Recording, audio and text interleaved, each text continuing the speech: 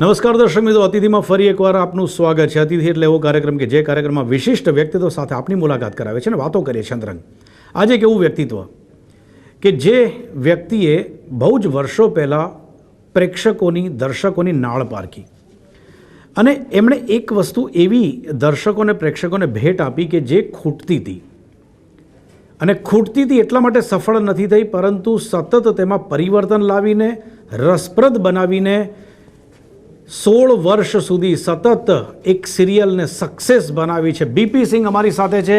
BP સિંહ નામ આપીશ તો કદાચ BP Singh, okay, it's not like VP Singh કે રાજા નહીં એ ફકીર હૈ દેશ કી તકદીર હૈ, પણ બીપી સિંહ એક એવી વ્યક્તિ કે જેમણે સુપર હિટ, સુપર સક્સેસ, દરેક એપિસોડ ટાઈમ ટુ ટાઈમ જોવાની ઈચ્છા થાય એવી सीआईडी સિરિયલના director and producer BP Singh ji, आपका स्वागत है.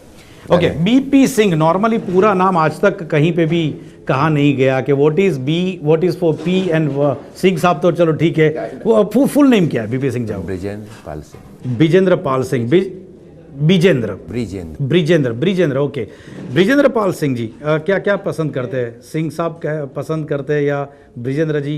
या तो मेरे हिसाब से ऐसे बीपी साहब ही बोलते हैं. अच्छा, बीपी साहब. ओके, चलो लेट्स स्टार्ट विद जो जूनियर है, जो दोस्त है वो बीपी बोलते हैं. ओके. और जो पुराने दोस्त है वो ब्रिज बोलते हैं. ओके, चलो ब्रिज जी, वहीं से थोड़ा अपनापन लगेगा, अच्छा लगेगा.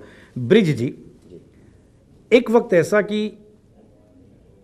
इस टाइप की इन्वेस्टिगेशन वाली सीरियल सोचना और उसको बनाना और लोगों के सामने पेश करना, मेरे हिसाब से 16 साल पहले ये सोच आना, ये बहुत बड़ी बात है. क्या बेस में क्या था कि जब ये सोच आई कि ये कहीं कम पड़ रहा है, ये इंडस्ट्री में ये देना चाहिए, कि पहली सोच कब आई थी जब सीआईडी का कंसेप्ट लेके आप गए थे?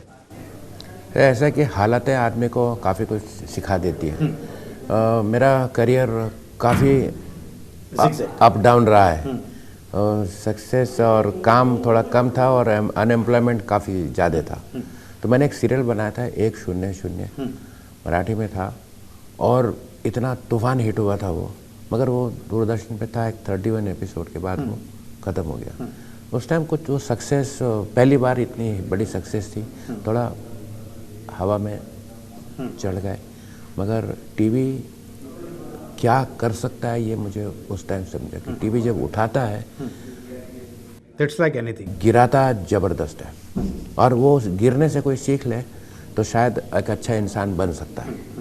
तो अचानक करीब 4-5 साल का अनएम्प्लॉयमेंट आ गया. ओ घर बैठे सोच रहे ये करेंगे वो करेंगे, आइडियाज़ ज़बरदस्त, मगर करें कैसे? तो एक दिन मैंने करीब 4.5 लाख रुपए इकट्ठे किए. एक बड़ी प्यारी सी इंसिडेंट है, पता नहीं इस यहाँ बताऊँ कि नहीं, प्लीज, बहुत इंस्पायर करेगी. उसमें एक ऐसा था कि एक हमने सुना है कि कहीं ऊपर से कुछ आ जाता है. जब बैंक में इतना पैसा आया था, जब प्रोग्राम चल रहा था, तो बैंक पैरों में लेटा हुआ था. जब अनएम्प्लॉयमेंट शुरू हुआ तो बैंक वाले बात सुनने को तैयार नहीं. इसके लिए पैसे चाहिए, उसके लिए चाहिए, सर इसके लिए गारंटी चाहिए, ये चाहिए. आई रियलाइज कि आदमी की औकात समझ में आ जाती है. कोई आपकी तरफ बात करने को तैयार नहीं. एक दिन एक बैल दबी घर में, उसमें एक आदमी खड़ा हुआ था, एक डार्क सा आदमी था. और मैं पूछा, भाई क्यों आए हो? बोला आपको लोन चाहिए. बोला दिमाग खराब हो गया है, घर में लोन देने आया? बोला हाँ सर. कौन सा लोन है? बोला सिटी बैंक का. मैं बोला क्यों? बोला सर आपने कार लोन लिया था, वो आपने अच्छी तरह से सही टाइम पे उसके सब किस्तें लौटा दी थी, आपका नाम लिस्ट में. मैं बोला यार मैं लोन वापस करने की स्थिति में नहीं हूँ.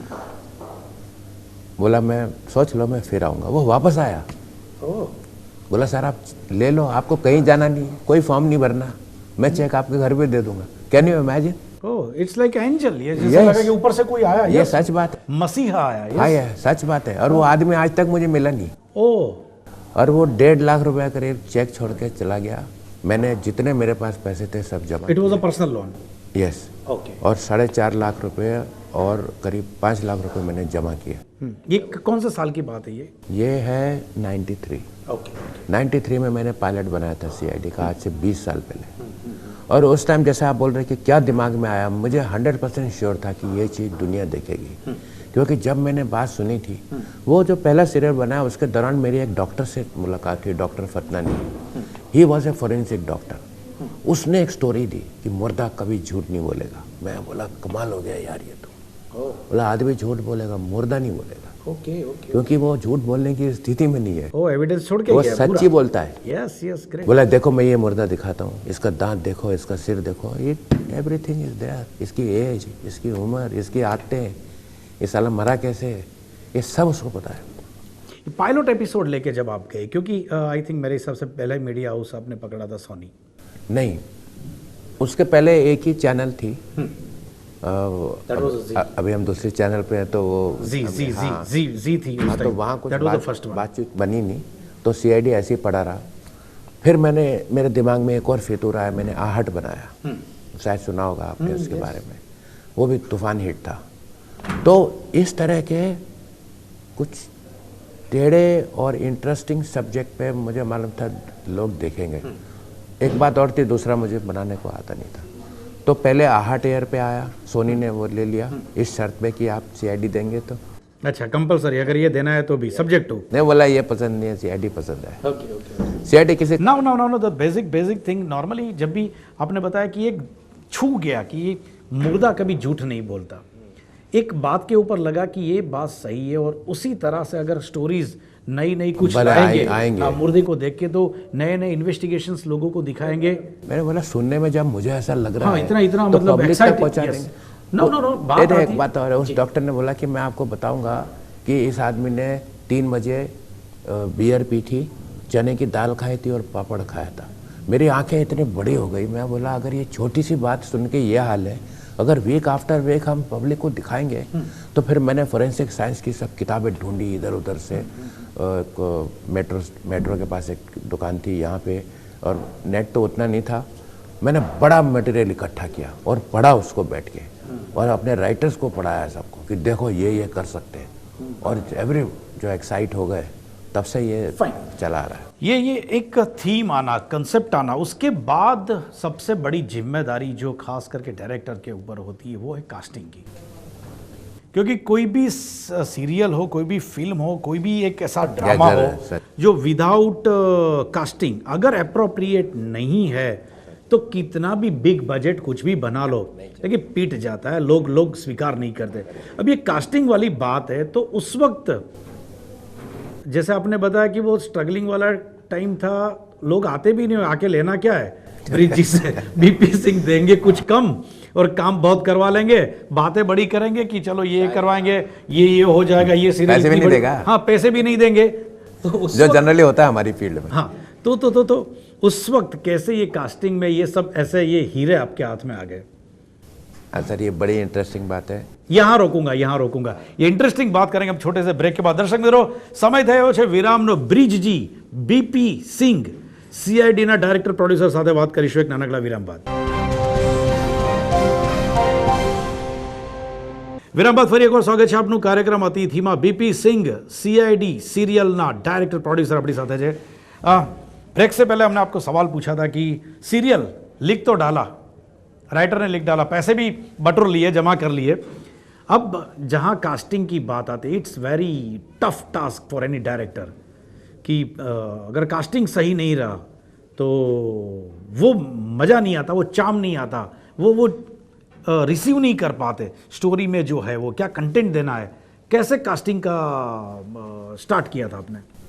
एसीपी की कास्टिंग तो समझो हुई भी थी, इससे मेरी दोस्ती बहुत पुरानी है शिवाजी से। जब ये बैंक में काम करते थे तो मैं वहाँ जाता था, तब से मैं जानते हैं। मेरे अनएम्प्लॉयमेंट पीरियड में भी मुझे हर रोज फ़ोन करता था यार। तो ACP Pradyuman was the first cast.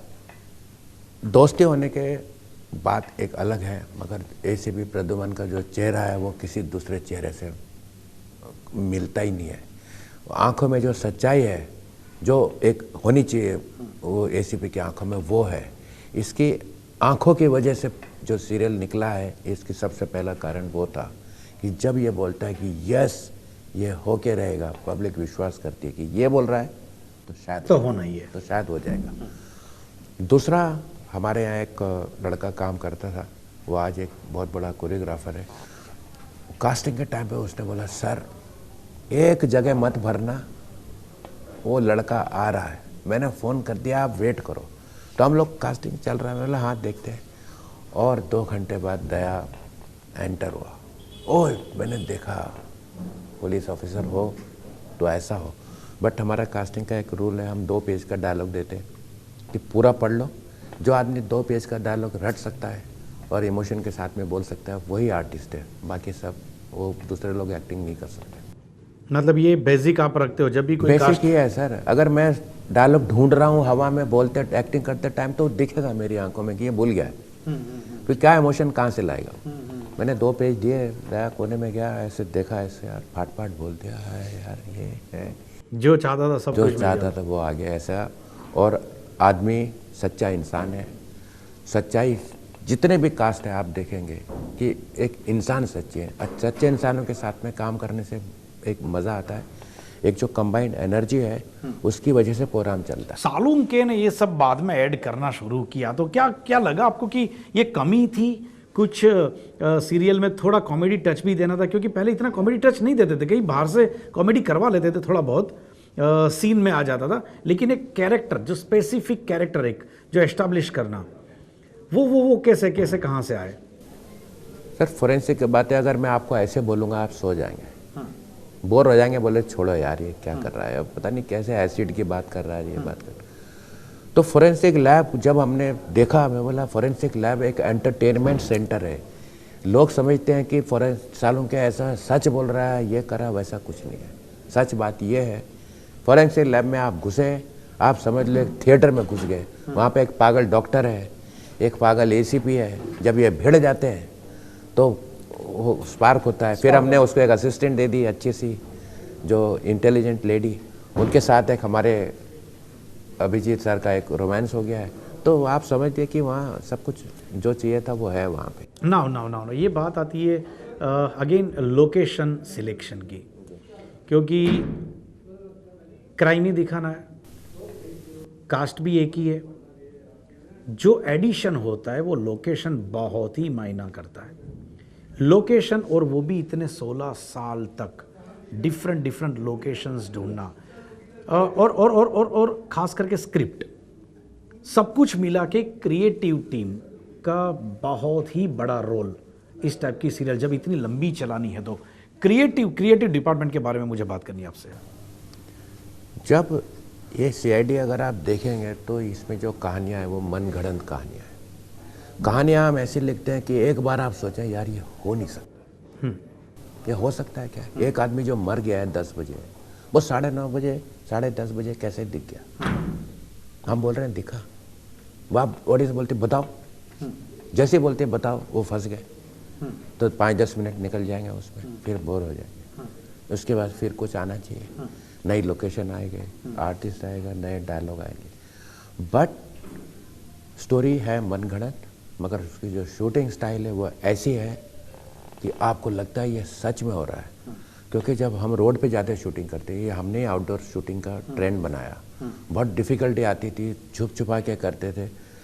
कि आप जब देखते हैं कि फ्रेम में 100-150 लोग रियल चल रहे हैं, उसके बीच में हमारा कॉप चल रहा है, दौड़ना है, फाइट सीन है, फाइट सीन है, तो आपको लगेगा ये तो सच है, स्टोरी सब वाकई में हो सकती है। Okay fine. कई बार ऐसा भी हुआ है कि इतने सारे नए केसेस, जैसे आपने बताया, बहुत दिल खोल के बताया कि मनगढ़ंत, अदरवाइज आप क्रेडिट भी ले सकते हैं कि हमने किसी का लिया था, ये करके वो करके सब किया। नहीं, मैं इसका नाम बताता हूँ, एक CID is believable nonsense. CID फिर से CID is believable nonsense. Okay fine.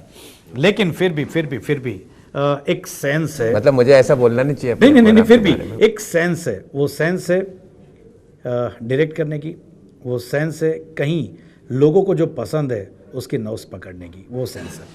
बात यहाँ पे आती है, मैं ये पूछना चाहता था कि जैसे कई बार ऐसे लिखे, भले मनगढ़ंत लिखे, लेकिन कई बार ऐसा भी हुआ है कि लोग सही में जो कॉप है वो कॉप्स आते थे, अरे यार एक ऐसा केस है, अभी अपनी इमेजिनेशन से इसका कोई सॉल्यूशन है क्या, कैसे ढूंढ सकते हैं, कई बार ऐसा वाक्य हुआ है कुछ I mean real cops, real life में?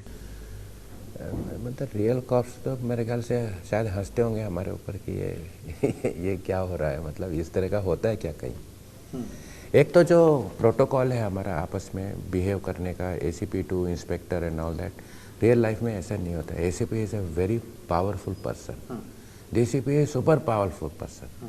मतलब जो प्रोटोकॉल है कि आप जाएंगे 5-10 मिनट सोचेंगे बात करें या नहीं करें, वो सब निकालना पड़ता है अगर एंटरटेनमेंट करना है। तो वो बात जो है रियल पुलिस में तो नहीं होगी, इस तरह की बात है। मगर वो उनको जितने बार भी मिले हैं उनको बहुत अच्छा लगता है कि आप कुछ ऐसा कर रहे हैं कि जिससे हमारी इमेज को अच्छा लगता है। 16 साल तक इंसान बीवी के साथ भी डिफरेंस ऑफ ओपिनियन के बिना नहीं रह सकता। ये तो बात है। एक झगड़ा तो होता ही है, जिसके साथ 7 फेरे लिए हैं, काफ़ी कुछ ज़्यादा ही होते। हाँ ज़्यादा ही होते। ये इतनी टीम, और वो भी पॉपुलर कैरेक्टर, जो कि इंडिविजुअल कैरेक्टर अपनी एक खुद की इमेज लेके लोगों के बीच में, लोगों के दिलों में घुसा हुआ है। ऐसे लोगों को साथ में रख के इतने साल तक रखना, या तो कोई ऐसा इंसिडेंट, मुझे मालूम है कि ब्रिज जी बहुत दिल खोल के बात करते हैं, अगर सीआईडी के बारे में उनकी डेफिनेशन भी अगर खुद कहते हैं, कोई एक ऐसा इंसिडेंट जब हुआ हो, कहीं अनबन हुई हो, लेकिन वापस यस दिल बड़ा रख के चलो वापस इकट्ठा हो गए, कोई ऐसा इंसिडेंट जो शायद आज तक आपने कहीं नहीं बताया? नहीं, इसमें शायद आपको डिसअपॉइंटमेंट हो सकता है। वो बात ऐसे है कि ये तकदीर की बात है। ऐसे आर्टिस्ट मिलना, मैं एक्सेजरेट नहीं कर रहा क्योंकि हमारे साथ में काम करते हैं, क्योंकि ये सब बड़े हेड स्ट्रॉन्ग लोग हैं सब के सब। शिवाजी बहुत हेड स्ट्रॉन्ग आदमी है, लाइक्स एंड डिसलाइक बहुत ज़बरदस्त है। पसंद करता है जान दे देता है, डिसलाइक करता है तो ये बात ही नहीं करता है।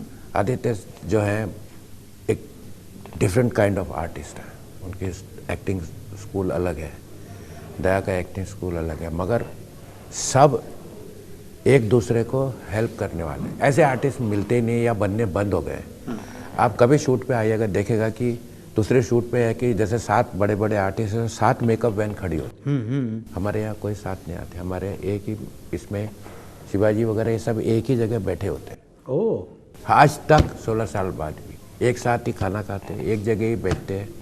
ऐसा नहीं है कि मैं बड़ा हूं तो मुझे चाहिए, सीनियरिटी ये आ गया या तो पॉपुलैरिटी कुछ कहीं नहीं, टच कर दिया, कुछ नहीं सर। मतलब बिल्कुल जो एक टीम वर्क की तरह इतने साल में आपको सबको सपोर्ट। यार ऐसा इतना सक्सेस मिलने के बाद तो आदमी का दिमाग कैसा खराब हो जाए। ओह, आप मतलब सोच नहीं सकते कि ये आज नेशनल आइकन्स है, कहीं निकल जाते हैं वहाँ लाइन लग जाती है। मतलब उस मामले में आप अपने आप को बहुत लकी समझ। यहाँ अगेन रोकूंगा, वक्त हुआ है छोटे से ब्रेक। दर्शक मित्रों, ब्रेक बाद फरी एक बार अंतिम तबक्काની વાતો કરીશું બ્રિજજી સાથે, બીપી સિંહજી સાથે। વિરામ બાદ ફરી એકવાર સ્વાગત છે આપનું કાર્યક્રમ અતિથિમાં।